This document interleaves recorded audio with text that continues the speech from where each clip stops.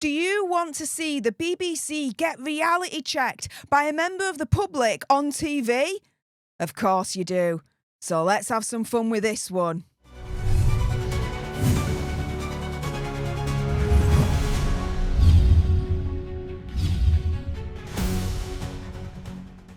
Hey up everyone and welcome to Political Nerds. I'm Steph the Alter Nerd, your nerdy political guide from Washington DC to Westminster and beyond. In today's video I'm going to discuss how in this clip the BBC got reality checked by a member of the public on TV on one of their programmes no less, called Question Time. Now do your own research, come to your own conclusions, and as a disclaimer, I am not inciting hatred to anyone or a particular group, religion, etc. So let's jump into it with this.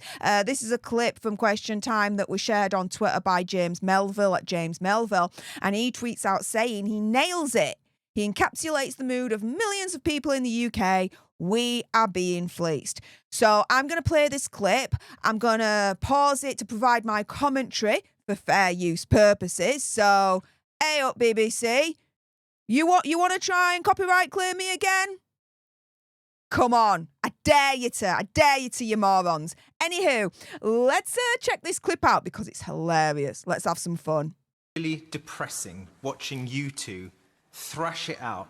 So you're talking... This is the thing. When you watch Question Time, right, all it is both sides, as this gentleman says, thrashing it out, but really not getting to the root of the problem. It's essentially just a merry-go-round. It's really useless, really, watching it. No solutions are reached. It's just arguing and that's it. Now, for those that can't see, just below the gentleman right here, it's saying, will the billions being spent on the NHS fix its problems? So this is what this gentleman is speaking out about right now. About Darren and Andrew here. Darren and Andrew. They're very fond of each other. Apparently they're great mates. Well, yeah. Of course they are. This is the thing, right? When it comes to Labour and the Tories, and pretty much all the rest of the parties, right, in the UK political arena, they are all friends at the end of the day. Yeah, they'll argue politics, this, that and the other, but once they go out of Parliament and they go to the bar, right, they're all drinking with each other. They're all pally-pally. Be under no illusions. They're all mates. They're all in it together, right? They really are. I'd hate to see someone you don't get on with. But my entire life, boom and bust. Whenever there's a change from Tory to Labour, Labour will come in, Tory will come in, like Cameron did in 2010, and the Labour lot left a note saying, ha, there's no money left. Yeah, I remember that. I remember the headlines coming out with, yeah, Labour taunting the Tory party as they came in, with Labour literally turning around and saying, hey up, there's no more money in the Treasury. Good luck. What the hell is that nonsense? The thing is, though, the Tories can't argue that, oh, you know, they made our economy better, because they really, really didn't. It was year after year after year of more austerity, more austerity, more austerity. And by the end of the Tory rule, we were having a cost of living crisis, which Labour government has now exacerbated to, like, the heavens and back, really, at this stage. They're making our economy worse with Rachel from accounts. She's freaking deluded and deranged. If you missed my video from earlier on today about that, I'll link it in the description bar below, and it'll be towards the end of this video as well. Because Rachel Reeves is deluded and deranged if she thinks she's saved our economy. Because really, she's flushed it down the toilets. If you want to know more about that, again, video's in the description bar below, and it's towards the end of this video right here. But either way, I mean, this gentleman is saying it's boom and bust, boom and bust. To be fair, it's just been bust for the last, I'd say, what, nearly 20 years since the credit crunch happened. Then the Tories smash the economy and Labour come in and say, oh, you know, we've got to fill this 40 billion, 9 billion, 22 billion, changes by the day. Who knows? Yeah, the Labour Party is saying that the Tory party left this £1 billion public hole in the finances, right? But they're saying different figures, like, every day. It's like they can't make their mind up. They don't have the facts whatsoever. Who knows how big this black hole is? And then you've got the arrogance of the Tory chap there saying, well, you know, we were doing a great job on inflation and all the rest of it. They weren't doing a great job on inflation. She's the freaking bed. When Liz Truss was in power, oh my goodness, for that short period, when the Chancellor that she picked did that budget, oh my goodness, all hell broke loose in the economy. We were having record low rates of interest rates for mortgages at like 1-2%. All of a sudden, they were going up 8, 9, 10%. And to this day, people are still feeling the effects of that disastrous budget under Liz Truss. The Tories can't argue that they did any better, really, in the grand scheme of things. They made the economy worse, and now Labour's just sending it straight to hell. You trashed the economy and it was starting to just about recover. Don't take any credit. That is disingenuous. I agree. I totally agree. It was starting to recover. Why? Because interest rates were slowly but surely coming down to the point now where if you've got a decent deposit, you could get like an interest rate of like anywhere between 4 and 5%. Still pretty high based on what we've had over the last like 10, 15 years. But the Bank of England base rate has been steadily decreasing. So, yeah, when the Tories did leave, it did just start to kind of turn around. But, yeah, Labour's like, we can't have that, can we? Let's get Rachel from Accounts to sort that out. If Rachel from Accounts is good for anything, she's really, really good at effing up the UK economy, that's for sure. I do not understand how out of 65 million people, or however many people there are in this country, we end up with economically illiterate people in the government. Pretty much, yeah. Quite literally. Rachel Reeves is called Rachel from Accounts for a freaking reason. Google it. She's been accused, right, of essentially misrepresenting a CV and trying to make herself more qualified than she actually is to be in the Chancellor's role. That's why she's called Rachel from Accounts. Google it. It's insane. If the allegations are to be are true, she is financially illiterate at the stage where, you know, a Chancellor needs to be. Do you know what I mean?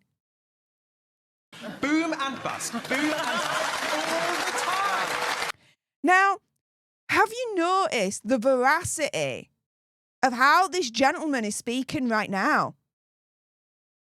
There's an anger that's within him that you can feel and you can hear as he's speaking. And this is the thing. He's speaking for a lot of us right now. He really is.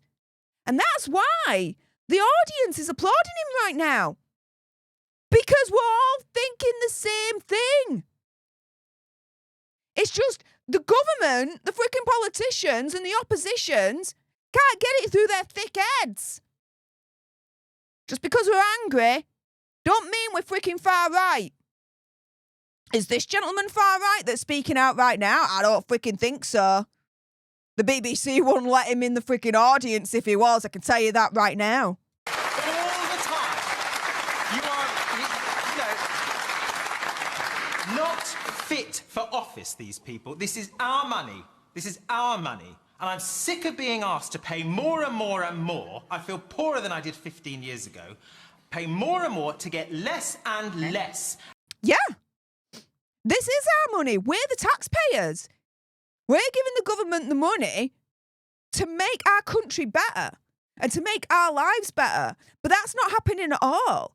And he is right. We're paying more and more and getting less and less. The biggest example of all is council tax. All our council taxes are rising. Some as much as like 10, 15 freaking % in a year. We're paying more in council tax. However, the services that the council's supposed to be providing to us is reducing.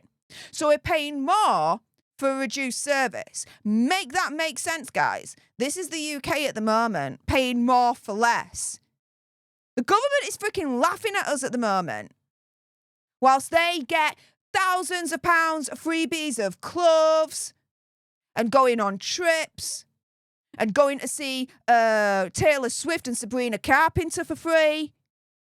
government is freaking laughing at us, the British people, right now. They're taking us all for a freaking ride. We have had enough. And this gentleman is really saying it very, very well indeed. And with regards to the NHS, you can tip as much money in it as you want. The definition of insanity is doing the same thing over and over and again and expecting a different result. You can tip all the money in the world in there. It's true. The NHS, over the years, has received billions of pounds from the taxpayer. And what's happening? It's getting worse. Waiting times are increasing.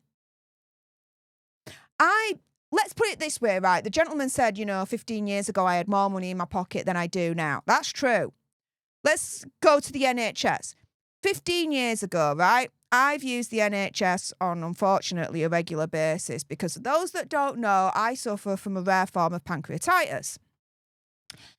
And 15 years ago, when I had an attack, I'd call the ambulance, they'd get me in, I'd get into a A&E cubicle straight away, and I'd be seen within the hour. Now, 15 years later, that's not the case. 15 years later, the ambulance comes, takes me into hospital. I don't get into a cubicle straight away. I have to, in an immense amount of pain, have to wait in the waiting area with everyone else and wait sometimes hours to get into a cubicle and be seen.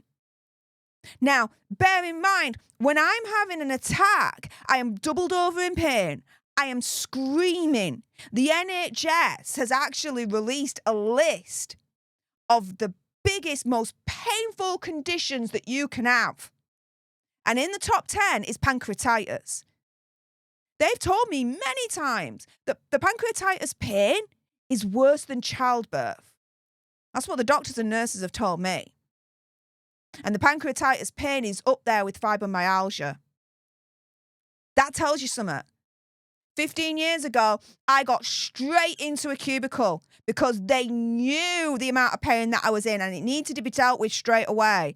Now, oh no, I have to wait in the waiting room, suffer the indignity of being doubled up in pain and screaming while everyone else is just watching and looking at me and there's nothing they can do. And I've got to wait hours until I'm seen. And the government, each and every year, whether it's been under the Tory or the Labour government, has poured millions of pounds into the NHS and it's just got worse. Stop with the funding with the NHS and instead gut it and restructure it because it's over-bloated.